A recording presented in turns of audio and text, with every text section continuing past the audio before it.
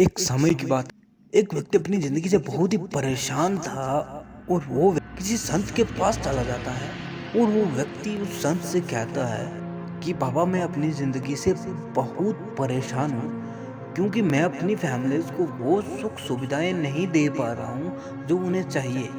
मैं चाहता हूँ कि अपनी जिंदगी की हर एक खुशी जो मेरे परिवार को चाहिए वो मैं उन्हें दे, लेकिन मेरे पास इतना पैसा नहीं है कि मैं उनको हर एक खुशी दे पाऊँ, हर एक वो चीज दे पाऊँ जो कि उन्हें जिंदगी में चाहिए उनको जीवन जीने के लिए। तो आप ही बताओ मैं क्या।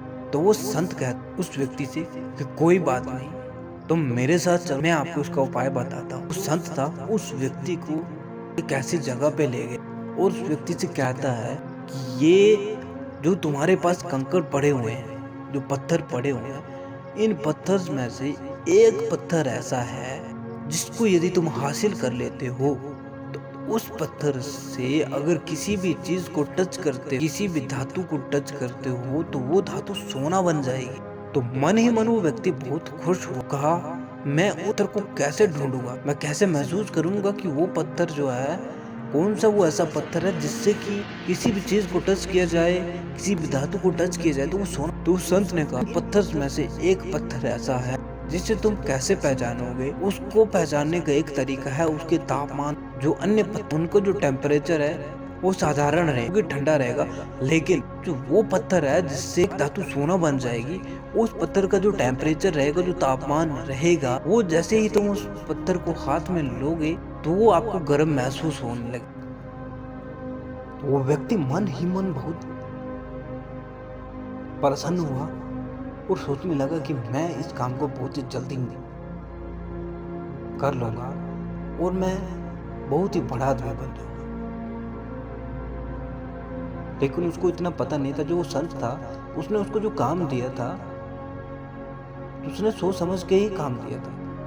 और वो लड़का सोच रहा था कि मैं जिंदगी में जितना चाहे उतना धन कमा सकता हूँ। लेकिन मेरी इस बात को ध्यान से सुनना, होता क्या है, जब वो लड़का उन कंकड़ों में पहुंचता है तो वो सोचता है कि जो भी ये कंकड़ है इनको सब मैं इकट्ठा करके एक जगह में रख देता हूँ ताकि जो कंकड़ है वो कहीं अलग ना हो जाए। तो क्या करता गया, वो उन कंकड़ों को उठाता गया, बारी बारी से उठाता गया, और जिस कंकड़ का तापमान उसे महसूस नहीं होता, ठंडा लगता, उसको वो उठा के नदी में धीरे धीरे करता वो इस तरह का प्रयास करता रहा। जो उसको कंकड़ ठंडे लगने लगते वो नदी में फेंक देता और दूसरा कंकड़ उठाता, उसका तापमान नहीं उसे अच्छा लगता, नहीं उसे सही लगता, वो नदी में फेंक देता। इसी तरह 1 दिन 2 दिन 3 दिन 4 दिन 5 दिन तक वो ऐसा करता रहा, 6 दिन 7 दिन, इसी तरह करते करते उसे 1 महीना बीत गया, 2 महीना 3 महीना बीत गया, लेकिन उसे वो जो गर्म कंकड़ है वो महसूस नहीं हो पाया और इससे उसकी एक हैबिट बन गई। वो जो भी कंकड़ उठाता वो तुरंत नदी में फेंकता, जो भी कंकड़ उठाता तुरंत नदी में फेंक देता।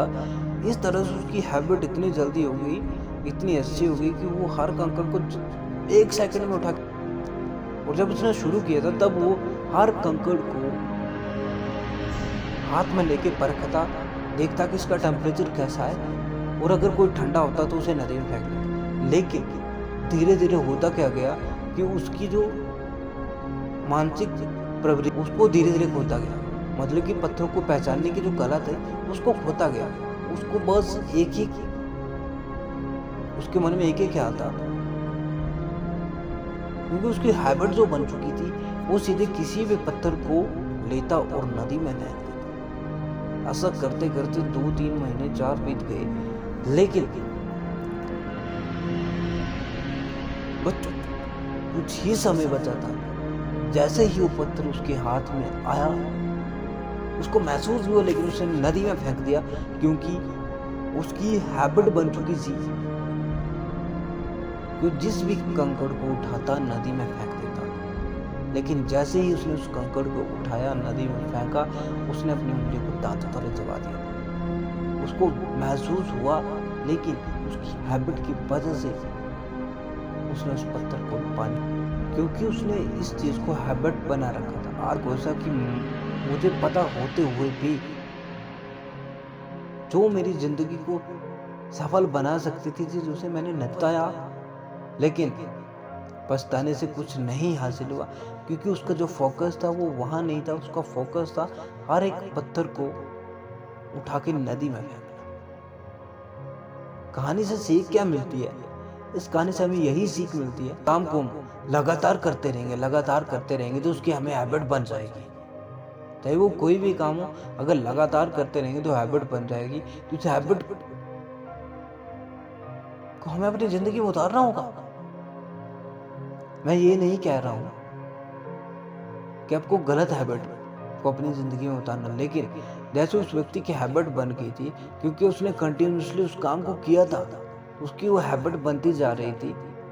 तो क्या अगर हम अपनी ज़िंदगी में जो कुछ अचीव करना चाहते तो लगातार, मैं ज़्यादा नहीं कह रहा हूँ, सुबह उठ के जो भी आपका गोल है, कम से कम उस गोल को 10 मिनट तक लगातार सोचें और उसके ऊपर वर्क करें, उसे अपने नोटबुक में लिखें, ताकि आपकी वो आदत बन जाए, उसकी हैबिट बन जाए। मैं गारंटी लेके देता हूँ, यदि आप लगातार 21 दिन तक सिर्फ 10 मिनट, जैसे आप सुबह उठते हो, उठने के बाद जैसे फ्रेश होते हो, फ्रेश होने के बाद आपका टारगेट होना चाहिए कि मेरा जो गोल है उसके ऊपर मुझे 2 लाइनें लिखनी है। 10 मिनट तक उसके लिए ऊपर वर्क करना है, उसके ऊपर सोचना है। मैं गारंटी लेके देता हूँ, मात्र 21 दिन तक अगर आप ट्राई करोगे ना सर, ज़्यादा नहीं कहता हूँ, 50% आप अपने गोल को अचीव करने में और अचीव करने की तरफ अग्रसर हो। तो ज़्यादा ना कहता हूँ, अब मैं अपने शब्दों को विराम देता हूँ। आशा करता हूँ मेरी आपको ये वीडियो अच्छी लगी होगी। तो प्लीज़ मेरे चैनल को सब्सक्राइब जरूर कीजिएगा,